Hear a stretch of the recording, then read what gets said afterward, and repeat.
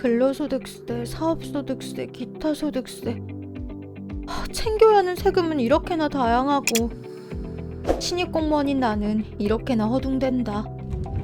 우편, 홈택스, 이택스, 위택스까지. 경우에 따라 신고 납부 절차도 다양한 듯한데. 막막한 나에게 제발 요약정리의 신을 보내줘.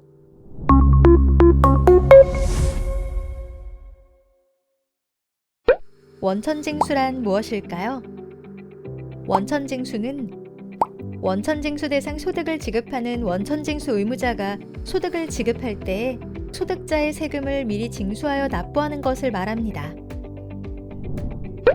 예를 들어 2024년 4월분 원천세는 2024년 5월 10일까지 신고 및 납부하여야 합니다. 10일이 주말 또는 공휴일이면 그 다음 평일까지 신고 및 납부하면 됩니다. 학교 등에서 신고, 납부하여야 하는 원천세로는 근로소득, 일용근로소득, 사업소득, 기타소득, 퇴직소득 등이 있습니다. 다음은 원천세 신고를 위한 사전작업에 대해 알아보겠습니다.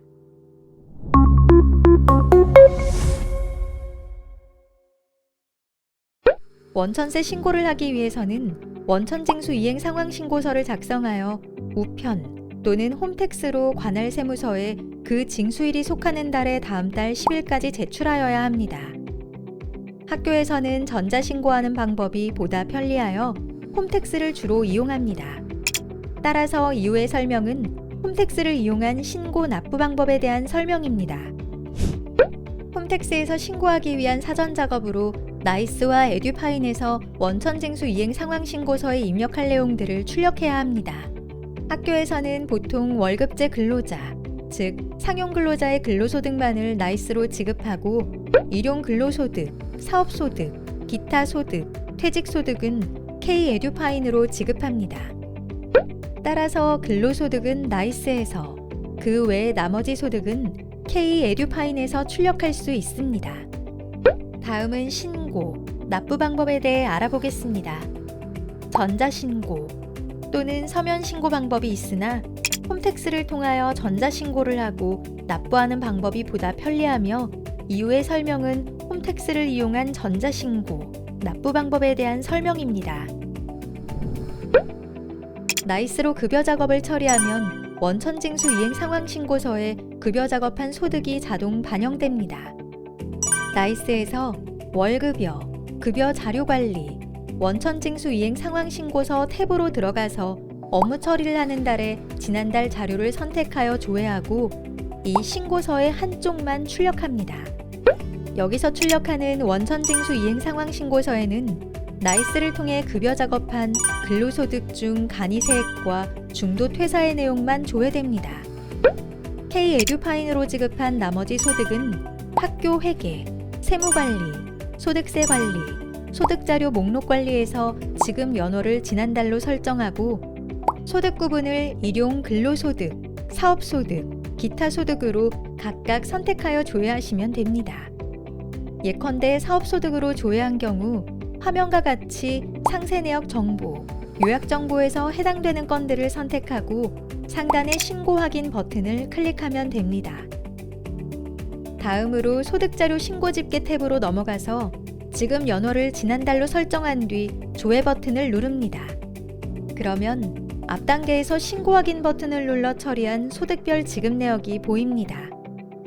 그 다음 상단의 월 집계 버튼을 클릭하고 팝업 화면에서 확인을 누르면 집계 처리가 완료됩니다. 마지막으로 월 집계표 출력 버튼을 클릭하여 집계표를 출력합니다.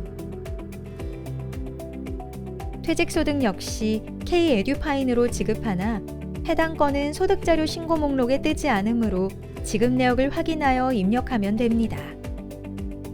퇴직소득 확인 방법은 학교 회계, 지출관리, 지출 처리, 지출결의 목록에서 지난달로 결의일자를 설정하고 제목에 퇴직 등을 입력하여 조회하면 됩니다. 이 화면에서 조회되는 퇴직소득 지급건의 제목을 클릭하면 자세한 지급 내역을 확인할 수 있는데 여기서 지급 금액과 징수한 세금 내역 등을 확인하면 됩니다. 지난달에 퇴직소득을 지급한 내역이 있다면 여기서 금액 및 인원수를 확인 후 따로 메모해 놓고 홈택스에서 신고할 때 빠뜨리지 말고 입력해 줍니다.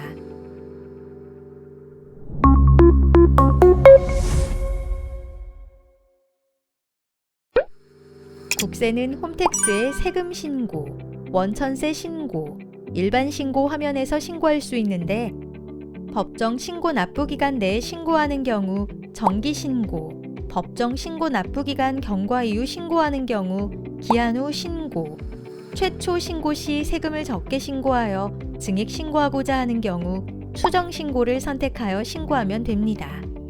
보통의 경우 정기 신고 화면에서 신고하면 됩니다.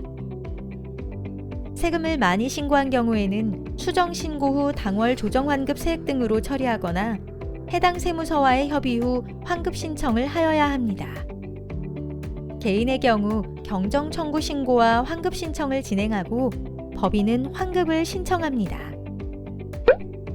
정기 신고 화면에서 먼저 징수 의무자 기본 정보에 귀속 연월과 지급 연월을 지난달로 설정하고 사업자 등록번호에 학교의 고유번호를 입력 후 확인 버튼을 누릅니다.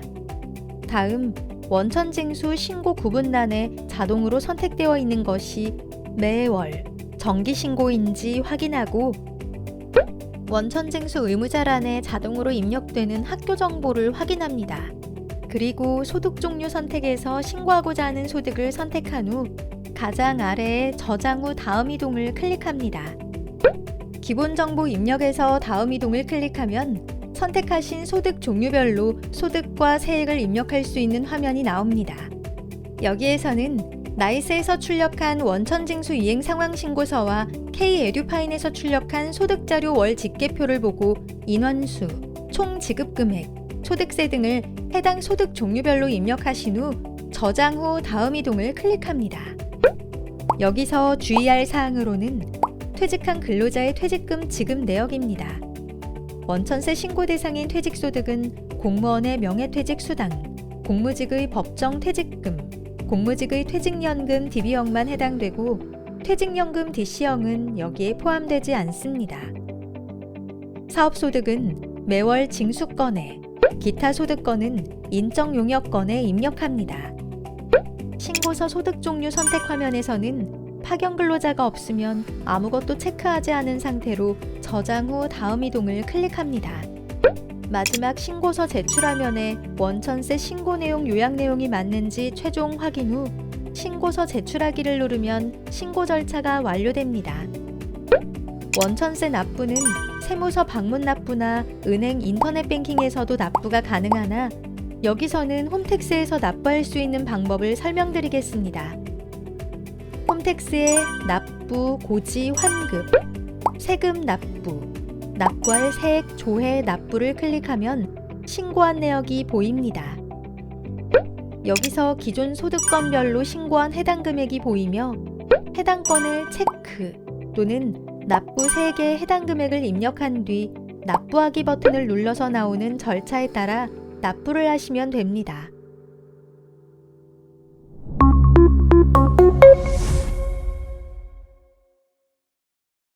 지방소득세는 이택스 로그인 후 신고납부, 지방소득세, 특별징수분 화면에서 신고 및 납부할 수 있습니다. 인증서로 로그인을 하면 납세자 정보가 표시됩니다. 비회원 신고납부 시에는 기본 정보를 입력합니다. 납세자 정보 등의 관할구청 및 행정동 선택이 로그인 정보에 따라 표시가 되며 개인, 법인 구분에 기초자치단체 등의 내용을 찾아서 넣어줍니다. 그리고 홈택스에서 신고한 원천세 소득 종류와 같은 소득 종류 부분에 인원, 과세 표준을 입력합니다.